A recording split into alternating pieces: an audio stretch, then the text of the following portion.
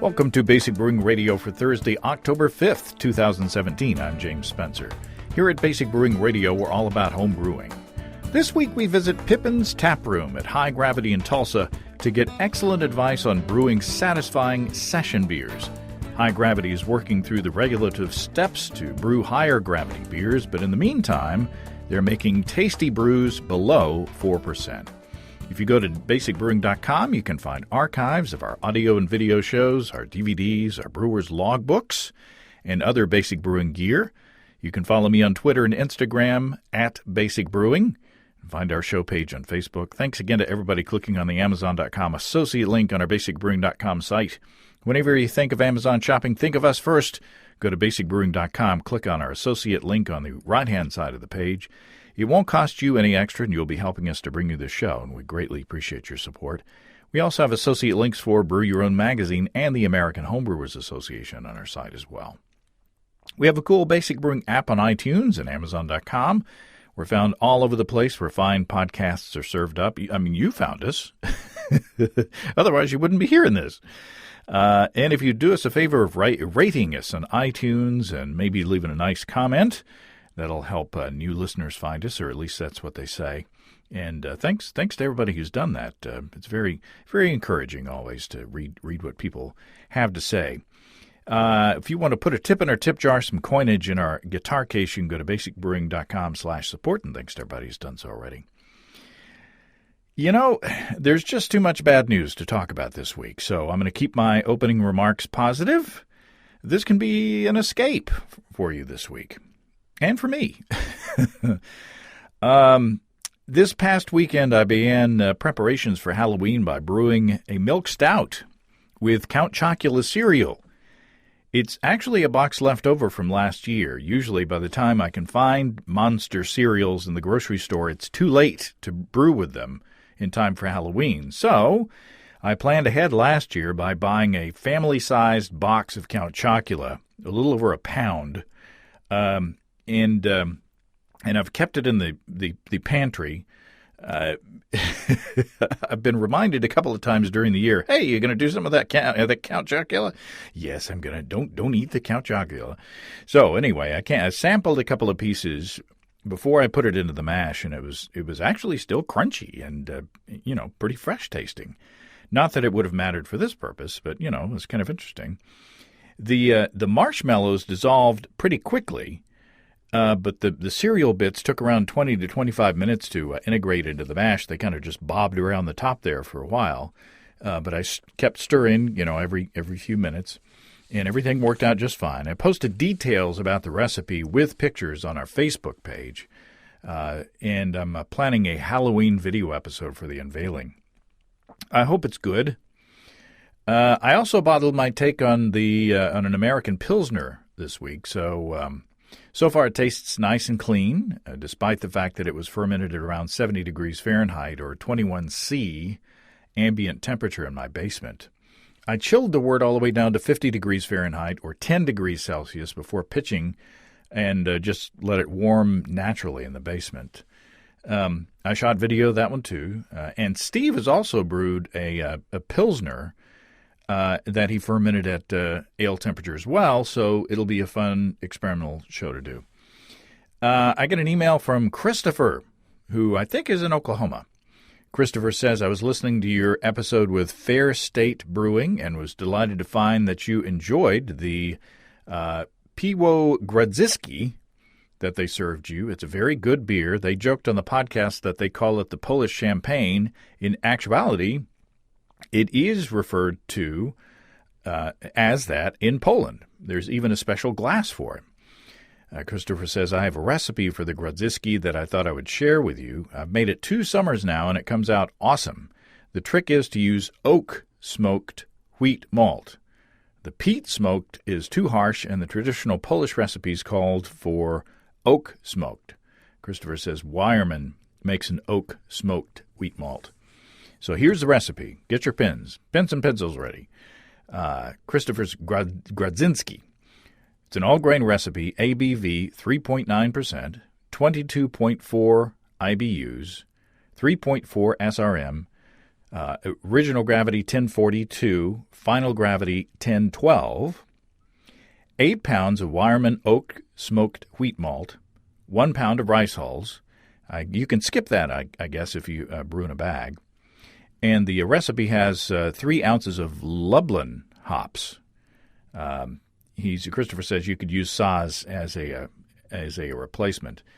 He recommends White Labs WLP 029 Kolsch yeast. Now, this is for a 5-gallon recipe. Mash in at 153 degrees Fahrenheit. Single infusion mash, 60 minutes. A 60-minute boil, 1 ounce of Lublin at 45 minutes, 1 ounce of Lublin at 15 minutes, and 1 ounce at flame out. Condition for 6 weeks. Christopher says, I hope you enjoy it and try it out. Well, thanks, Christopher. That sounds like a very tasty and easy recipe. I guess the trickiest part may be getting the oak smoked wheat malt and then saying oak smoked wheat malt over and over again. That was a tasty beer. Okay. A couple of weeks ago, my wife Susan and I took our son to Tulsa, our son Drew, to put him on a plane to go back to Seattle to go back to school. So while we were in Tulsa, we dropped by High Gravity to sample what they had on tap at their Taproom. Right now, they're having to brew low-gravity beers, ironically, while they jump the legal hoops to brew higher-gravity beers. And since our visit, there has been progress. Desiree tells me this morning that they mailed the paperwork off last Wednesday, and they should be able to serve full-strength beers in about a month.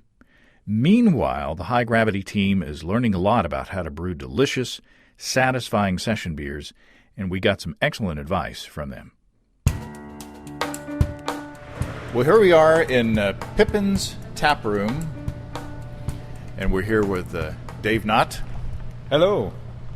And so this is right connected to High Gravity Home Brewing and Winemaking Supplies, whom you hear about every week here on the show.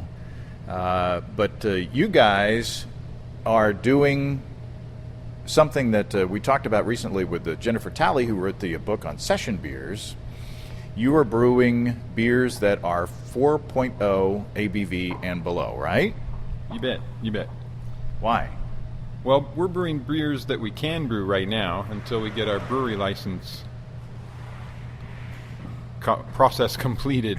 We spent 5 months just zoning the location so that we could complete the licensing process.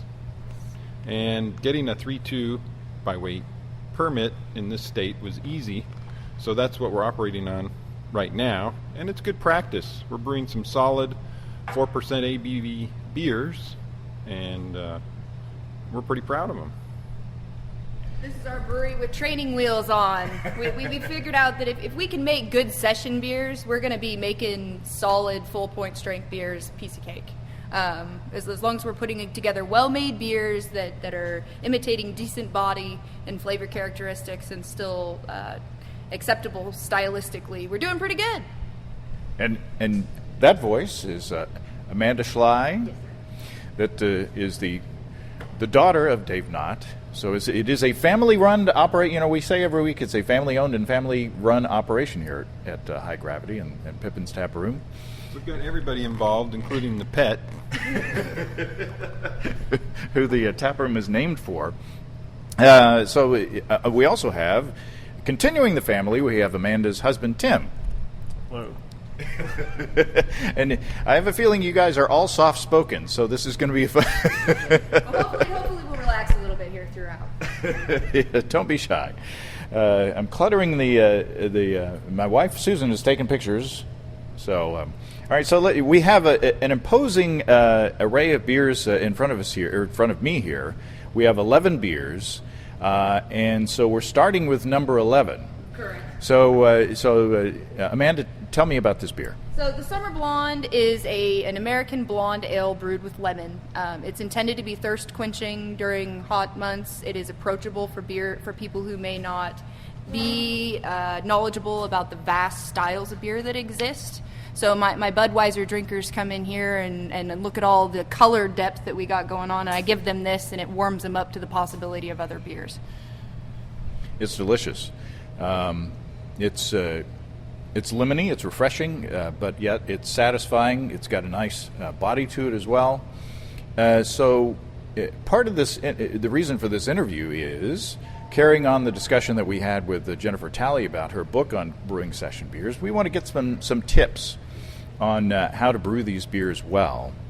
So go into depth about this recipe and how do you brew a beer that is lower in gravity, lower in alcohol, but still substantial and refreshing. This one's based mostly off of two-row grain bill. We've got a little bit of Carahel in here.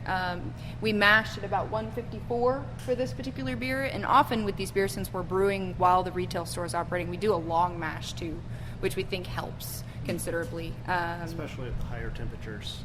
Yeah. So we get good body out of all the grain that we can use within operating in the constraints of the law. So how long of a mash are we talking about? About an hour and a half, typically. Sometimes it goes longer if we've got a good amount of people in the store, or we go to lunch. So you would think that a longer mash, you would give the enzymes longer time to be working on those, carbohydrates and be breaking down the sugars more. You would think, but if you have the higher temperature range, then you are going to be creating more dextrins than if you were operating in the lower temperature range, which breaks apart into the simpler sugars. So there is less fermentables, which gives us more body in the beer, at least a perceptible on the palate. We've got a decent amount of dextrins that give us a good mouthfeel. So what's the yeast on this one? It's a 1056 American ale yeast. We like this one. It's one of our house strains. I'm sure that's true for a lot of people. It allows the flavors to be well melded together. Nothing particularly jumps out over the other. This beer isn't heavily hopped at all, but there's just enough cascade in the profile to give it a little bit of that grapefruit citrus character that blends well with the lemon. Seems like this beer would go well with the Kolsch yeast as well. Yeah, it would for sure. It just takes longer. So we're trying to churn these guys out. Yeah, the Kolsch operating in the 60 to 65 range would be a good choice for this. In fact, we like the Kolsch yeast on our Vienna lager. So we turn that one around a little bit quicker, and we don't put as much load on our cooling coils. We gotta, yeah. So you started talking about equipment. I'm going to go back to your dad. So tell us about your setup in the back. We built a one-barrel, two-vessel system, and it saves a ton of time versus brewing with three vessels, and it's a lot of fun, actually. You can knock out a one-barrel batch of beer in about 5 hours, and hardly brew at home anymore because it's so fun to brew at work. And it's air-conditioned in here. And you're brewing electric, of course. Oh, yeah. Electric's the way to go. Of course. It takes the pain out of propane. Takes the pain out of propane. I like that. No open heat source is nice. So we can brew and operate the store. We can brew and work. If people using these breweries at home can brew and watch football, brew and mow the lawn, and still, you can still do activities that you'd like to do. Brewing no longer consumes, 8 hours of your entire day, hands-on. And for a setup like you guys have, you don't have to put up hoods. If you were brewing with, with there's no combustion gas. Fumes, no combustion fumes to worry about. The HVAC systems in this space take all the moisture out to the outside, and it just ends up condensing and running down the condensation line. And talk about your fermentation space. Fermentation space is very close to the brewing space, and it consists of 4 one-barrel Chronicle Brewmaster Edition fermenters. Yep, they're nice. They're the best for what we're doing. It's such a streamlined process. It's a joy to brew. So talk about specifically how you chill these fermenters, and can you do lagers? In the true spirit of home brewing, we built our own glycol system, and it's based on just a small chest freezer, and it has about 27 gallons of glycol solution in it. And it is powerful enough to keep those 4 one-barrel fermenters under control. We can do lagers. We can't get a one-barrel fermenter all the way down to the 30s, but we can maintain lager temps. Cool. Literally. so to speak. So we've got 11 beers to go through here. We may not get through them all, but they're session beers, so, you know.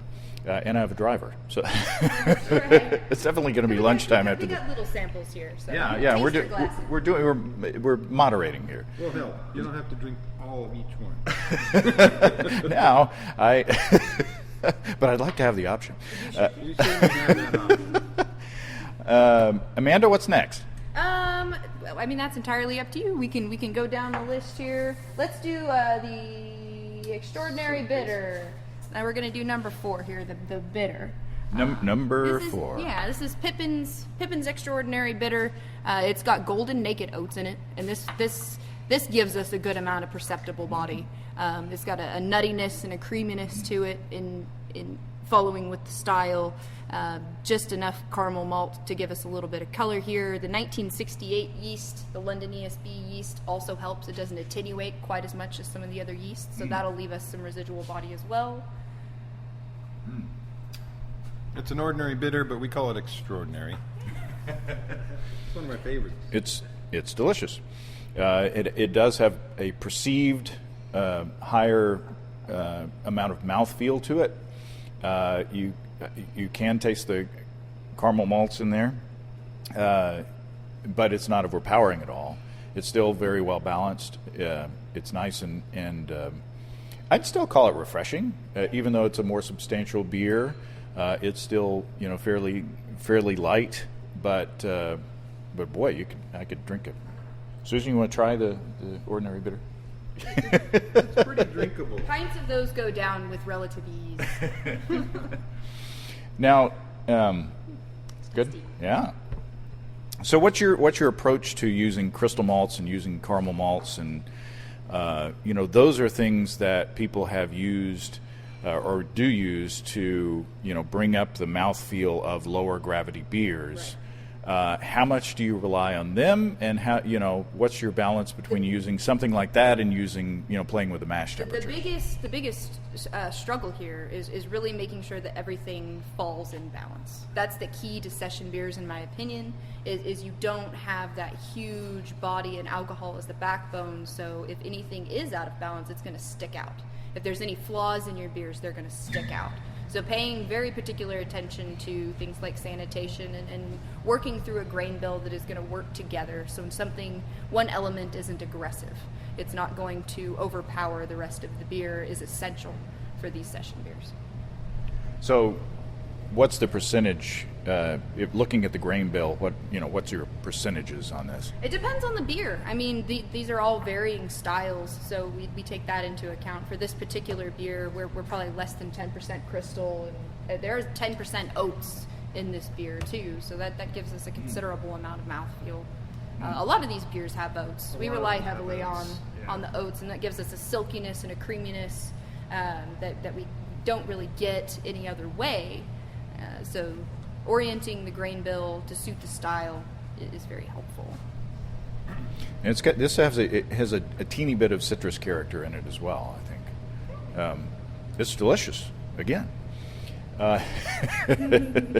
Heading on down the line. I don't want to rush through these, but I do want to be able to sample. What do you think, Dave?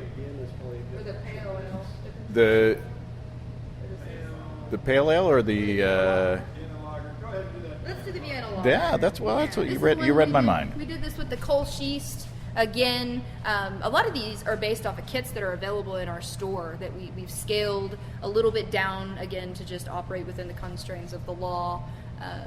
And we haven't run into too many of them that decreasing the gravity has been terribly detrimental, which has been impressive. That's tasty as well. It's got less bitterness than the extraordinary bitter. I'm going to have to keep track of all these. Right, it's probably 16 IBUs. Yeah, not a whole lot in there. It's almost like a baby Oktoberfest. There's going to be less caramel malt and less bitterness than what you think of in an Oktoberfest.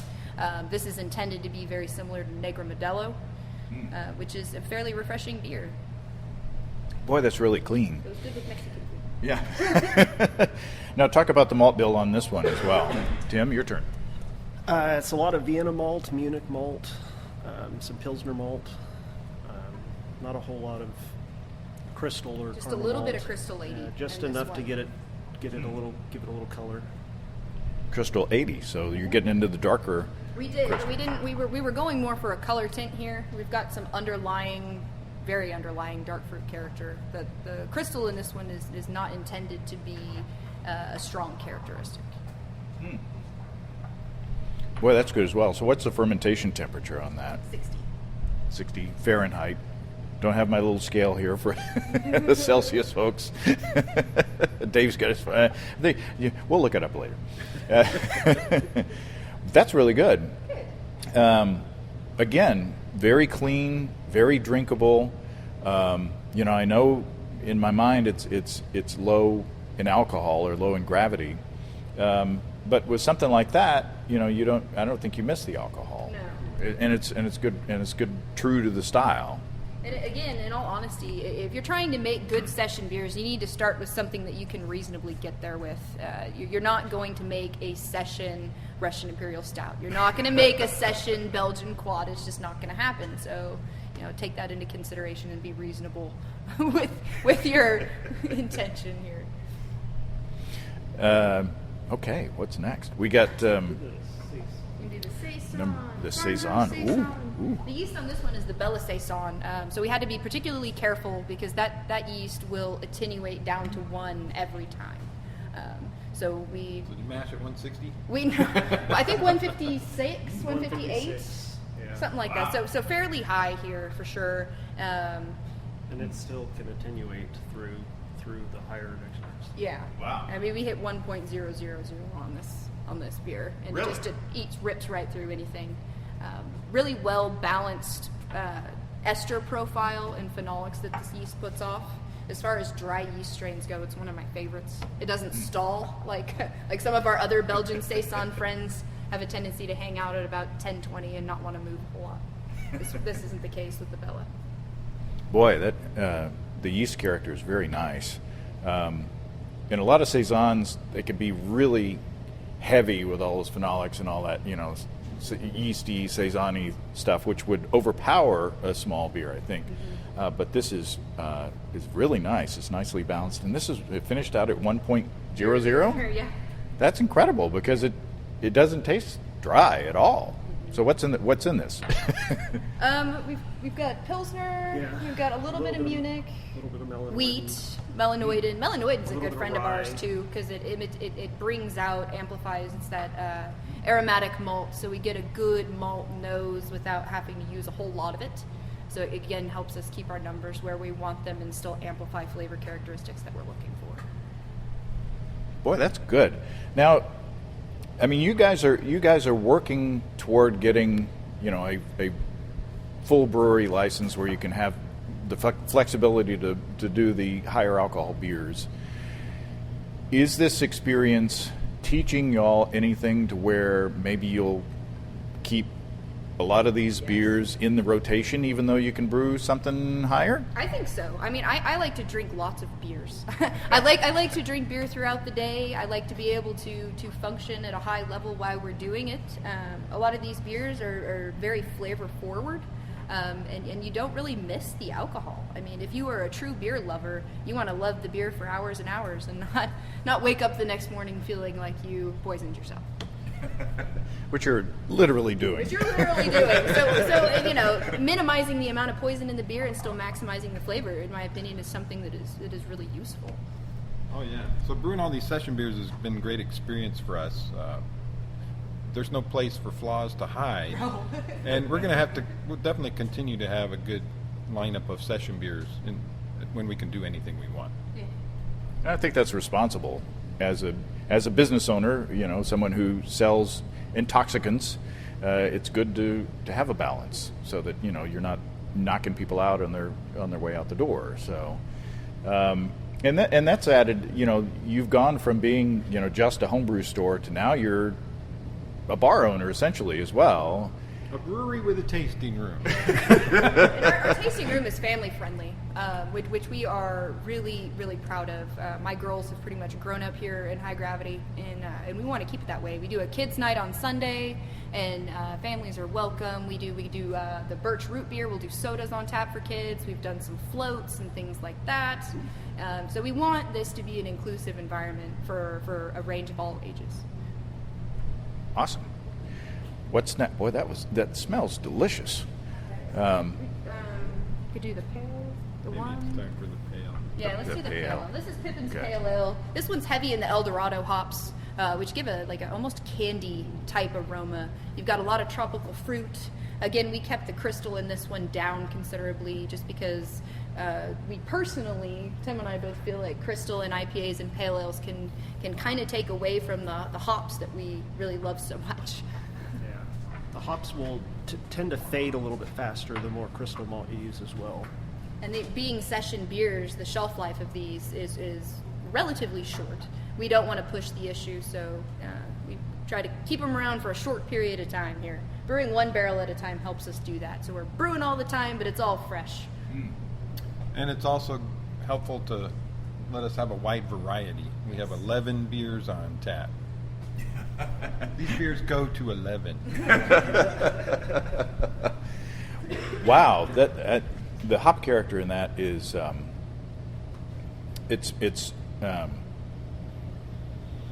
almost perfumey. I would say the aroma is really up front and floral. Yeah, floral and but it's also kind of juicy. I get a lot of fruit. And this one, as it ages, I think it becomes even more juicy once everything melds together. Boy, that's delicious. But the bitterness of the hops is not in your face, No. which you don't want in something so These session light. beers, we keep the bittering charge really low, and then any of the hop profile in general comes from late additions. We do a lot of last 15 and steeping and whirlpool additions, which really helps amplify, and a lot of these hops really you get better utilization in about the 180 range, which you get out of the steeping and whirlpool hop addition. So we like that a lot. Yeah, that's something I've started playing with more is chilling, rather than adding hops right at the end of the boil and just chilling the heck out of it as quick as possible, chilling to 180 or 170, anywhere from 165 to 180, and then doing like a hop stand there and just letting the hops rest in that period. Yeah, it's almost like a tea. We just like with tea, different varieties do better at different temperature ranges. The same thing's true for flavor profile of the hops. So. All right. What do you think of the pale ale? Susan, my wife Susan is not a bitter beer person. I thought it was really good. It's not bitter and it's real clean tasting. I like it. Yeah, you get the hop flavor, without that, sort of. Susan used to call them vomit beers. I don't know if she hadn't heard that in a while, but it's that when you get a really really bitter beer, it's that characteristic of in the back of your throat that that acrid kind of bitter. Astringent, almost Yeah, astringent. yeah, I mean, yeah. they can borderline on astringency. Yeah. That's not what we're going for.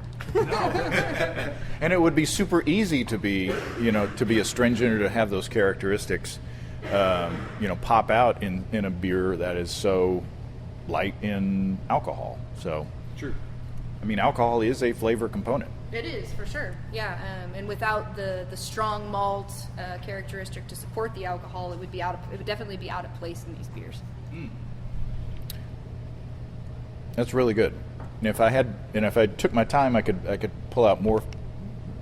I need Steve here to be drinking and Giving you adjectives. To be drinking and thinking, and coming out with adjectives and flavor descriptors and things like that. Poor Amanda is playing sick today. Sorry, She has a cough and she had no idea that I was coming this morning, and so she walked in on. Yeah,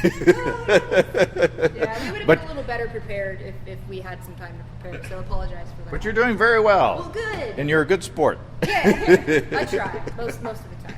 Well, this moves us along, though, to my favorite of these beers, which is the New England IPA. This beer, no? This one, there we go. Yeah, this is the New England IPA. This has got our Amarillo, Citra, Mosaic and Simcoe blend. We do 1 ounce Centennial for the primary bittering charge. But we got a good amount of oats, flaked oats in this guy. No crystal malt. We mash at 154? 156. 156 for this guy. Got a good amount of body, but it's still very clean. This is our hop juice right here. Boy, that's really tasty. But Amanda, I'm holding up my glass. I can see you through it. Still see I can through see. it. And it's interesting. It actually clears with age So- in a short period of time. You got the last bit of the first barrel of it, so after about a month it does clear up a little bit, but here's the first pour of the latest batch, and it's much hazier. But Yeah. So that looks about like my homebrews.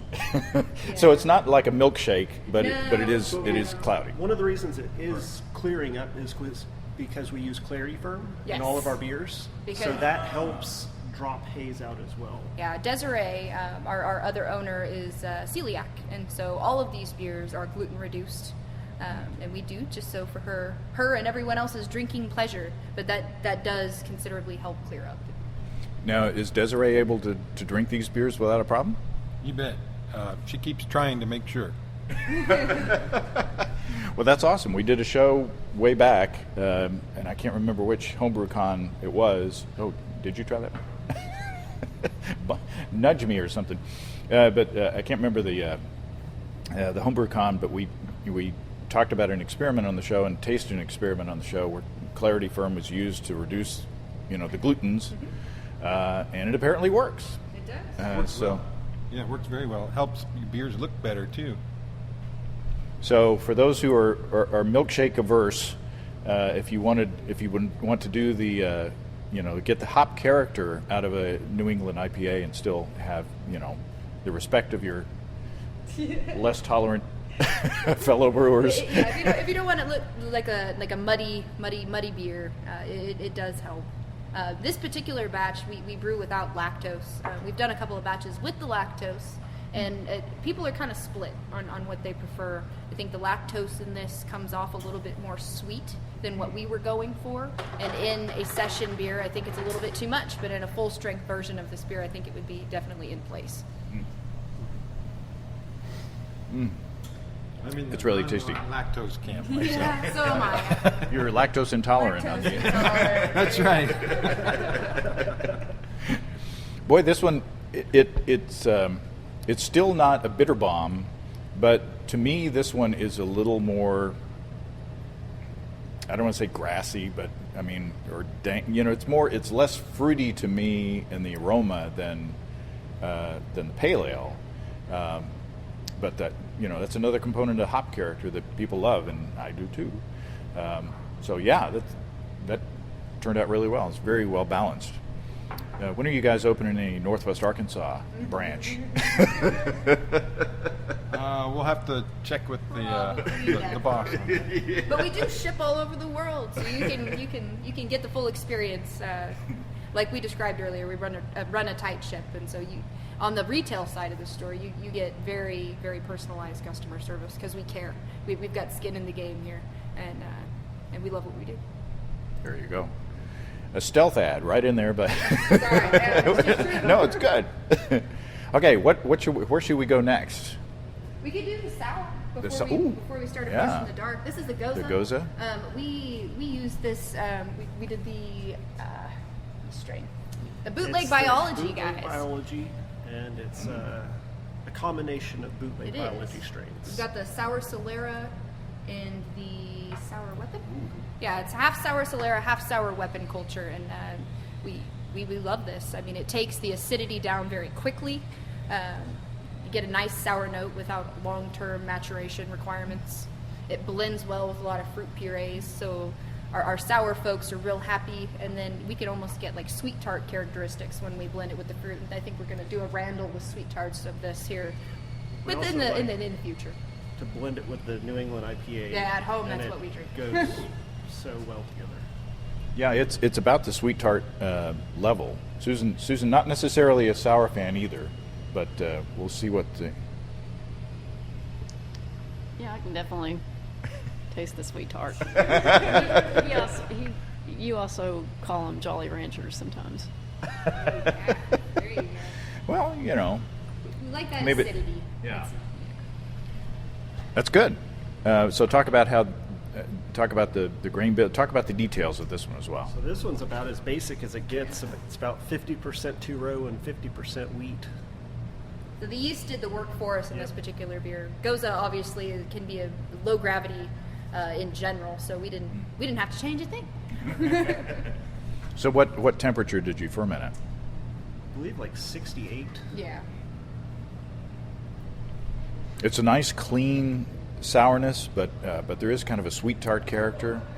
So I assume the hopping levels were low on this one. No hops. No hops. Oh, no hops. Okay, all right. So did you do any salting or anything like that? We didn't. We decided that it didn't need it. It almost has that perceived brininess at the end anyway. Mm-hmm. And so our heart-healthy friends would be happy to know that there's no salt in this Goza. That's good. It doesn't need it. Yeah, there's plenty of stuff going on in there without having a salty aftertaste. So where do we get? That's delicious. We got four more. So this is the Itsy. This is our other session IPA. This one has got a little bit more crystal malt in it. We do Carry Munich 1, which is a 40 Lovabond crystal malt. It is 2-row, and it is an American ale yeast. This one's got a different flavor profile, almost amberish, with the slightly darker crystal malt to it. It's got probably a little more carafoam than normal as well to help give it that mouthfeel and body. Probably take you a second to adjust from the Goza back to an IPA there. Yeah, either the Goza has wiped my palate clean, or this is the bitterest so far of the bunch. It's definitely the bitterest that we have. So how many IBUs are we talking about? Probably 50. Yeah, 50 or 60. So maybe for your hopheads that like bitter beers, maybe this is the beer for them. Yeah, it's pretty good stuff. We like it a lot. More classic grapefruit character in this one than in the NEPA. It's not as juicy. It's more your traditional IPA profile. It's probably our most popular beer. Oh, really? Between that and the New England IPA. Susan? It's not vomit beer level, but it's good. So still balanced, but it is bitter. And I would see, it's kind of like the all day IPA, I would think. Right. So it's in that level. It's not as strong as an all day IPA. Nope. But it's that character of the hops, I would say. Yeah. Very, very drinkable beer. This would be a good one to drink floating on the river. All of these would. Out hot in the sun all day. Mm-hmm. Yeah. That's really good. Yeah. They're all good. 2, 8, and 6 So left. wait, number 2. Shilling. Yeah. So this is Yeah. the Scottish ale yeast, and this one, one of our other employees, Jared Major, came up with this recipe. It's based off of the Brewing Classic Styles recipe, though. So we just scaled it back to fall into our designated gravity. So this is Scottish ale. Yeah. 70 shilling. 70 shilling uses the 1728, the Scottish ale from Y Yeast on this one, which does a good. I think there's a few particular styles where using the liquid yeast as a home brewer is really, really necessary, and Scottish, I think, is truly one of those styles where it makes a big difference. Boy, that smells like it's very caramely. I haven't tasted it yet, but Susan's the first to taste this one. That's really good. Now we're getting more. She likes the darker beers, so we're getting more into her territory.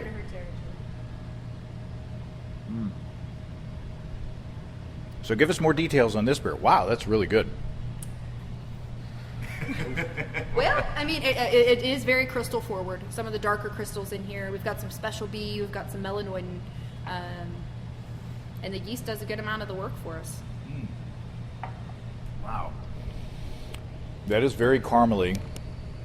It is, it's not. When I think of Scottish ale, I think of, really heavy in body. Very heavy. Obviously, this is not heavy in body. No, it's not. But it's very satisfying as far as the, that caramel characteristic. Yeah, we like it a lot. Again, with the balance. We can't go super heavy on super syrupy sweet. We couldn't do a wee heavy, obviously, but the 70 shilling was within our range, and we really like that wide variety in here. So, Boy, that's really nice. Okay, we got two more. This one's gonna be the mild. We've got a So mild. this is an oaked mild. So he used the American oak for a couple of days at the end, usually a 4-day stretch. A mild is usually like the smaller cousin of a porter. So we've got some chocolate malt going on in there, a little bit of crystal malt. Maris Otter would be the base malt here. Low hops. And this is Jared's as well, did you Yep, say? this one's Jared's as well. Good job, Jared. He does a lot of our Firkin stuff and puts together really good beers for the Firkin party, and we appreciate him doing that. So what kind of adventurous things have you been able to do here? You know, have you been doing any kind of Randall type things, or? We randled the Summer Blonde through green chilies. So I grew up in New Mexico. We've still got family in Farmington and Los Lunas, in Albuquerque area, and so every year we take the pilgrimage back home, and Grandma and Grandpa send home a couple of bags of chili for us, which we probably couldn't live without. But it was really interesting to see how it went through the blonde ale, and a lot of people have had green chili beers before, and it blended pretty well. Did you get any heat from that, or? Not a whole lot. You don't get a whole lot of heat through this. The majority of the heat lies within like the pith and the seeds of these guys, and it wasn't in contact long enough. If you had hotter peppers, if you did it with habaneros or something like that, I bet you'd pick up a good amount more heat. But there is a perceptible level there. But I'm a hothead, so maybe I just don't know. Yeah, we're growing habaneros in the garden, and I've been eating them in omelets for breakfast. So, and pepper beers, there is an art to those, because I've had some that, you know, were nice and delicate, and you can actually get some pepper flavor in there. And then I've had some others that, you know, burn my taste buds off, and you don't really get any nuance in there at all. No, so. especially, you know, once the heat levels, the capsaicin, when it blends with the CO2, it almost amplifies the heat level, I think. And so you may want to have a lower heat level to have it be an enjoyable experience. Even then, it's tricky because the heat and the pepper flavor will fade quickly over time. So when you over pepper, like, as long as you give it enough time, it will mellow and become in balance with everything else. But it's just all finding the right window and the right amount of pepper for when you want to drink it. Similar with bitterness. I mean, bitterness fades over time as well. So. And the flavor, you know, you may leave the bitterness behind, and the flavor that went with it goes away, and then you have something that's less than enjoyable to drink. Some beers you drink fresh.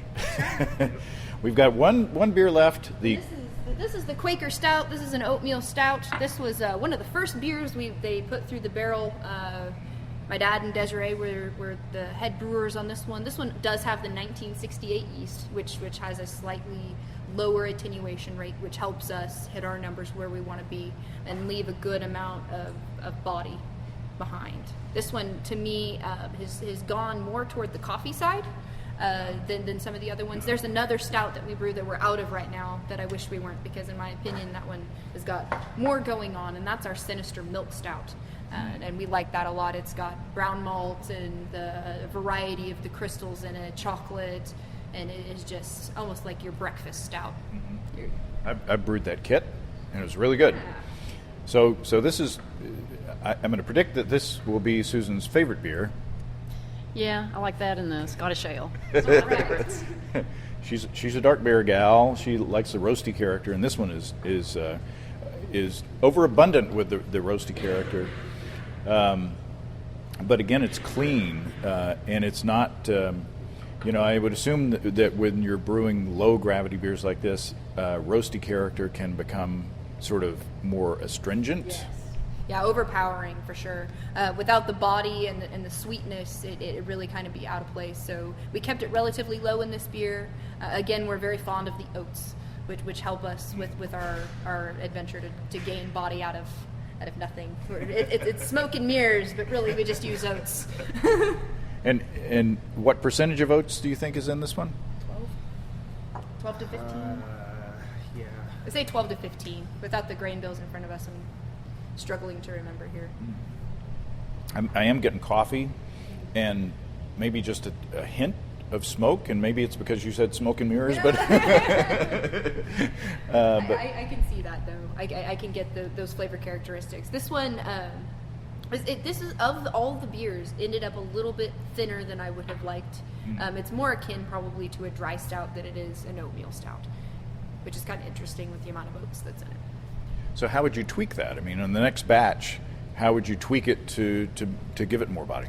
I think the lactose for this session stout is a really good addition. Like I said earlier, my favorite of the stouts that we made was a slightly downplayed Sinister, and that one was just really, really well balanced. It had more mouthfeel than this Quaker stout does, and more character going on. Tim's nodding. Your dad has run away. Yeah, the shop's starting to get busy. Yeah, we got folks over there trying to brew their own beer.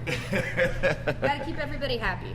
You know, this has been an adventure for us, trying to operate a retail side and open a tap room. It really is like the training wheels for our brewery, figuring out how to work this. We still want to keep a relatively small crew. We're a tight-knit group. We've got friends and family and business all wrapped up into one big ball, and sometimes that can get complicated. And you're still making wine, and you're selling it on the retail side. You're not, as I understand it, you're not selling glasses in here. No, our winery license is kind of in limbo right now with the zoning change. And so we hope to be able to do that soon. But again, we are operating within every constraint of the law because we want to keep operating. Yeah. But you can give small samples of wines here at the tap room. Yeah, we sure do. Our other employee, Chris McKechnie, she does an excellent job being our vintner.